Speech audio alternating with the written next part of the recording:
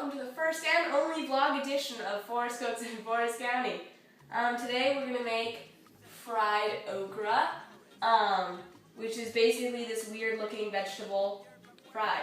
Basically start off by getting the okra out of the bag and rinsing it off. And when you do that, they kind of come out looking like this. They almost look like little peppers. They're not quite, and they're really slimy and kind of gross to touch.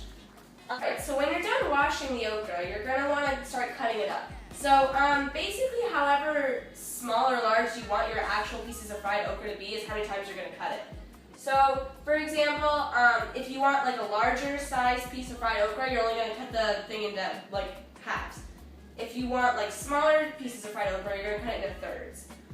So I personally prefer the smaller because it's kind of a lot of flavor if you just have like 2 giant bites. So I just put them into thirds, really easy, and that's it. Once you're done cutting up all your okra, you can set that aside for a moment and start preparing your dry ingredients. The recipe calls for 2 cups of all-purpose flour and 2 cups of cornmeal, which is usually used for the breading, and then some salt, and we're going to use like a sea salt, kind of garlicky salt because extra flavor. And then it says use kind of any Cajun spices that you want. Since we are limited on our Cajun spices, we're going to use a little bit of chili powder, but we're also going to use some Tabasco, which is a very southern, as you know, very southern type of seasoning from Louisiana. So here's kind of the tricky part about the dry seasonings and how these types of dishes usually work. Once you've prepared all your dry seasonings and kind of mix them together, you kind of have to put it in a paper bag, and you have to, like, that's how you bread it. You would like put all the seasoning in the bag, and then like we're gonna put the okra in the bag, and then we shake it up, and that's kind of how they do it down south. So when you're done kind of putting your dry ingredients in the bag, you can set that aside again because we need to prepare another part of the recipe, and that is the wet ingredients.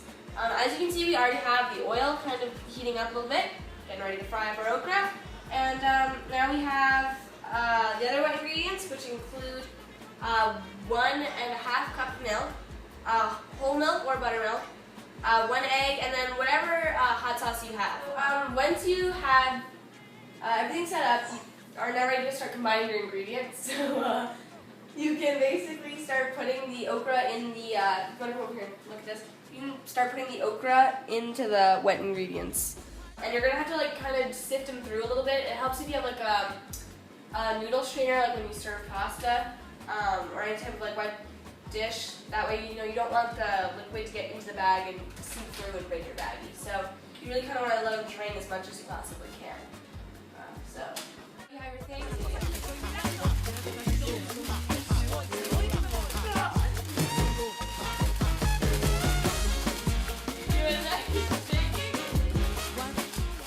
The hot oil.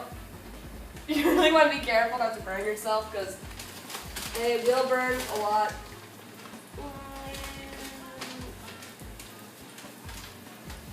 Yeah, watch them sizzle. Sizzle, sizzle.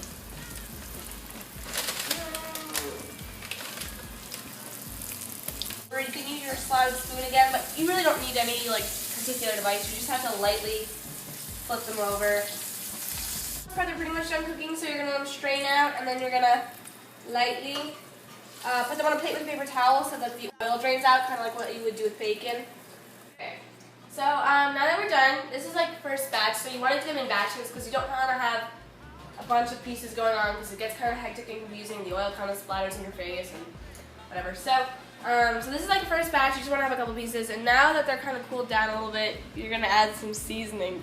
Could you cool it? All right.